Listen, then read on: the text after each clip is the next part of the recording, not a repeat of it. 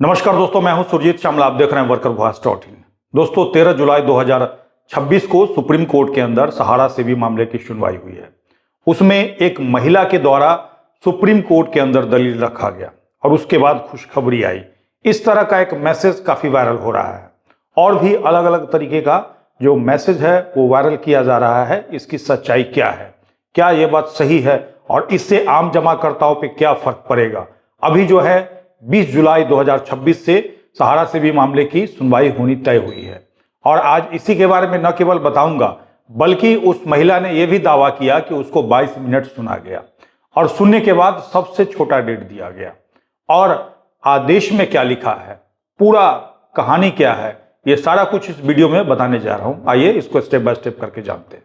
दोस्तों आपको बता दूं कि सहारा सेवी का मामला वही मामला है जो कि 2012 में शुरू हुआ था।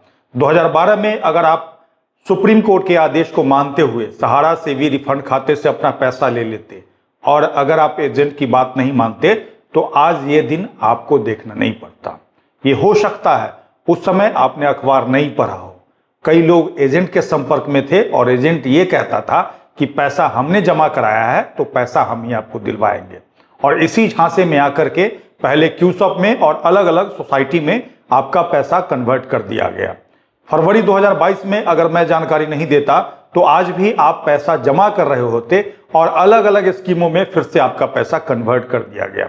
वो तो आप लोगों का मैं धन्यवाद करना चाहूंगा कि पूरे देश के लोगों ने हमारे ऊपर भरोसा किया, हमारे वीडियो को शेयर किया, तभी तक पूरे देश के जमाकर्ताओं तक ये बात पहुंची, लोग जागरूक हुए और पैसा मिलना शुरू हुआ।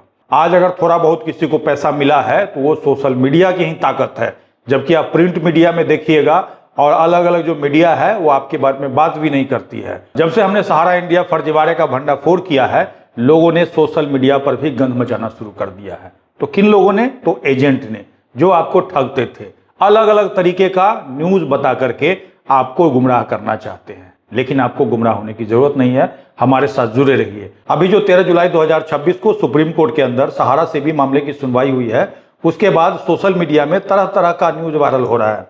पहला है, सुप्रीम कोर्ट में सहारा पीड़ितों को मिली बड़ी जीत, स्पेशल बेंच अब सुनवाई करेगी और इसमें 2 महिला का फोटो दिया हुआ है।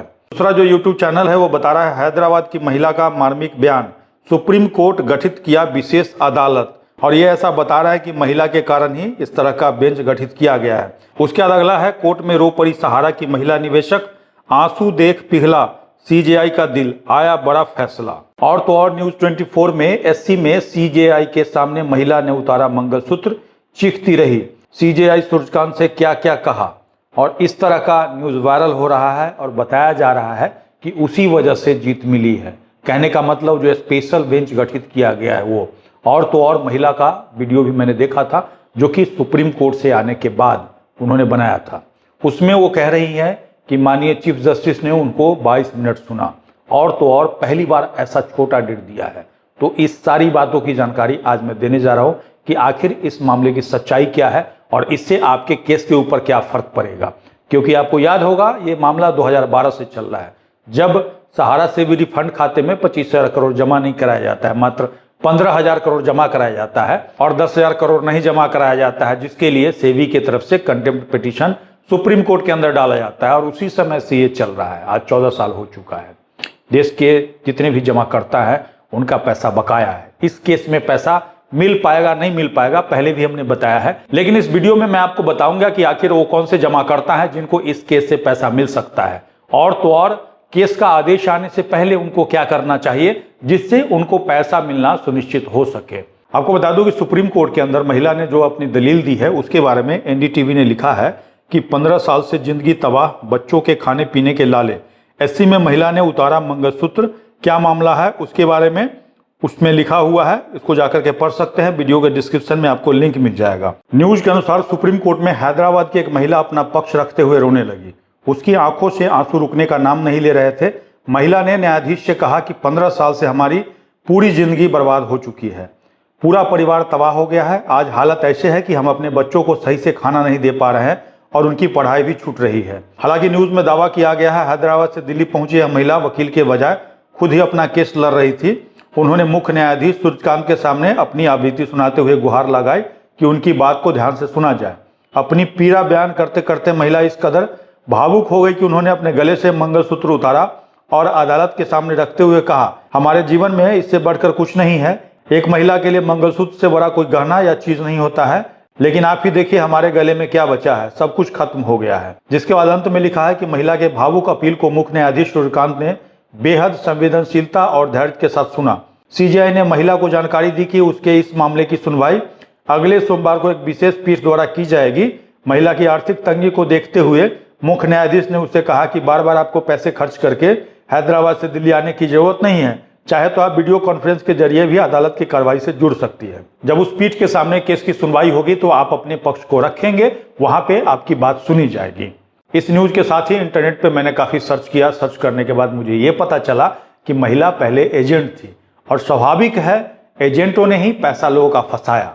लेकिन फरवरी 2022 में जब हमने आपको बताया कि किस तरह आपके साथ धोखा हुआ है, पहले ये लोग आराम से जी रहे थे क्योंकि आसानी से इनका पेट चल रहा था, लोगों को ठग रहे थे। 15-15 हजार रुपया महीने का उनको कमीशन से आ जाता था। क्या ये बात मैं सही कह रहा हूं? एक बार कमेंट्स करके आप लोग बताइएगा।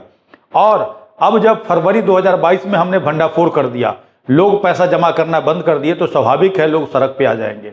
और ऐसे लोग ही मांग कर रहे हैं, मैं इस महिला की बात नहीं कर रहा हूं, लेकिन जो लोग ऐसा वीडियो बनाते हैं या मांग करते हैं कि लोगों का जो भुगतान है सहारा के ऑफिस से होना चाहिए और सहारा का ऑफिस खुलना चाहिए और उनको रोजगार मिलना चाहिए, ऐसे लोगों से मुझे सख्त नफरत है। इसलिए नफरत है कि ऐसे लोगों ने ही बाकी जो इनोसेंट एजेंट थे, जैसे ये महिला, ऐसे लोगों को फंसा दिया। हो सकता है ये सीधे साधे लोग हो, इनके पास जानकारी नहीं हो, और जो लोग ऑफिस के अंदर बैठे हुए थे उन्होंने इनको गुमराह करके और फंसा दिया।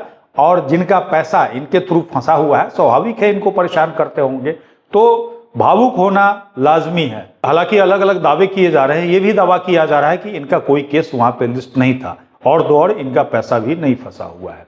किसी के साथ ये गई थी और वहां पे इनको मौका मिला बात रखने का, इन्होंने रखा। लेकिन सवाल ये है कि क्या इनके दलील से ही सुप्रीम कोर्ट ने स्पेशल बेंच गठित कर दिया है? इसके लिए आपको 13 जुलाई का वो जो आदेश है उसको पढ़ाता हूं।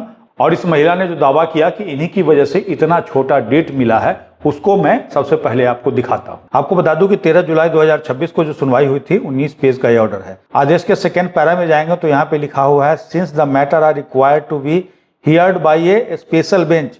चूंकि इस मामले को स्पेशल बेंच के आगे सुना जाना है, और अगर सुना जाना चाहिए लिखते तब बात कुछ और होता है, और सुना जाना है इसका मतलब है पहले से यह तय किया हुआ था कि इसको स्पेशल बेंच के सामने सुना जाना है। और ये यहाँ पे बता रहा है कि 6 कैटेगरी में जितना भी एप्लीकेशन है उसको बांटा गया है, और उसमें कैटेगरी 1 जो है कर्मचारियों के लिए रखा गया है। और जैसा कि उस महिला के द्वारा दावा किया जा रहा था कि इतना छोटा डेट कभी नहीं मिला, चीफ जस्टिस महोदय ने मुझे सुनने के बाद ये दिया। तो उनको बता दूं कि 13/7/2026 अभी सुनवाई हुई है, और 20/7/2026 का नेक्स्ट डेट रखा गया है सुनवाई के लिए 2 बजे का।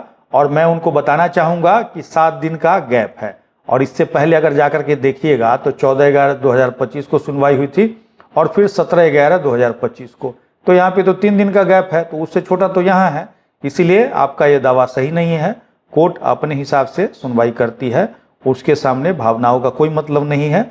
अब चूंकि जो भी मैटर लिस्ट है, इतना लोगों ने इस केस को लेंदी कर दिया है, आपको देख करके ही आंख खराब हो जाएगा। ये देखिए 19 पेज में मात्र 1 पेज में ही आदेश आ जाएगा, और बाकी पेज जो है वकील का लिस्ट है, और जितने लोगों ने आईए लगाया उसका लिस्ट है, और ये इसको हौच पौच कर दिए हैं। इसलिए कोर्ट के द्वारा कैटेगरी वाइज बांट करके इसकी सुनवाई की जाएगी। अब दोस्तों सवाल यह है कि इस केस से पैसा किसको मिल पाएगा?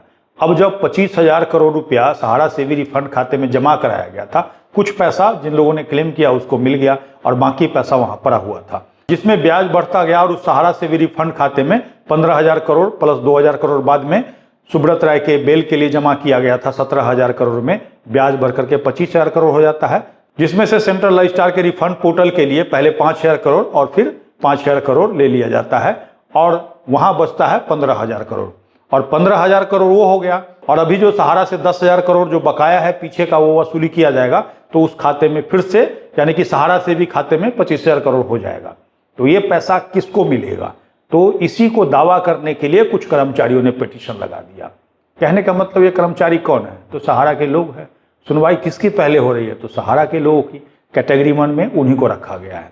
तो उस 25,000 करोड़ में से पहले जो ये दावा करेंगे उसके हिसाब से कोर्ट सुनवाई करेगी और देखेगी किनको पैसा देना है। हालांकि उस केस में जाकर के देखिएगा तो सेंट्रल रजिस्ट्रार भी पार्टी बना है, तो वो भी दावा करेगा कि हमको भी पैसा दिया जाए। अब सवाल यह है कि जिसका भी कन्वर्जन करके सोसाइटी का पेपर पकड़ा दिया गया है उनको हर हाल में सेंट्रल रजिस्ट्रार के थ्रू ही पैसा मिल रहा है। लेकिन कब तक देंगे ये सरकार की नीति और सुप्रीम कोर्ट के फैसले पर डिपेंड करता है।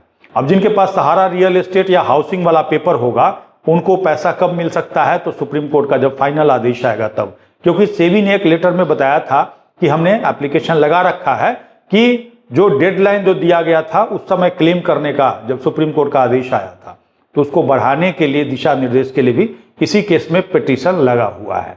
तो अगर उसको बढ़ाने के लिए कहा जाता है तो आप फिर से क्लेम करके पैसा ले सकते हैं। लेकिन सवाल यह है कि वो वाला पेपर कितने जमाकर्ताओं के पास बचा हुआ है, और अगर आपके पास बचा हुआ है और जब तक आप सेबी को नहीं बताएंगे तो सेबी को पता कैसे चलेगा कि आपके पास ओरिजिनल पेपर बचा हुआ है, आपको जानकारी नहीं मिली थी या गुमराह कर दिया गया था जिसकी वजह से आप क्लेम नहीं कर पाए थे, अभी आप क्लेम करना चाहते हैं। तो ऐसा बताने के लिए आप कम से कम एक लेटर, उसका फोटोकॉपी लगा करके तो भेज दीजिए कि भाई हमारे पास पेपर है, हमको इसका पैसा दिया जाए और हमें पता नहीं था या फिर हमको गुमराह कर दिया गया था जिसकी वजह से उस समय क्लेम नहीं कर पाए थे। तो ऐसा करके रखेंगे तो कहीं ना कहीं सेबी के पास रिकॉर्ड में जाएगा और रिकॉर्ड में जाने से वो सुप्रीम कोर्ट के सामने इस बात को रखेंगे और हो सकता है डेट बढ़ा दिया जाए क्लेम करने का, जो उस समय सुप्रीम कोर्ट के आदेश के बाद आया था, तो उस समय आप क्लेम करके पैसा पा सकते हैं। दोस्तों, ये जानकारी आपको कैसी लगी कमेंट्स में लिख करके जरूर बताएंगे। अगर आप हमें फेसबुक पे देख रहे हैं तो पेज को लाइक करेंगे, यूट्यूब पे देख रहे हैं तो चैनल को सब्सक्राइब करेंगे, वीडियो को अधिक से अधिक शेयर करेंगे। इसके साथ ही विदा लेता हूं, जल्द ही एक नई जानकारी के साथ मिलते हैं। धन्यवाद।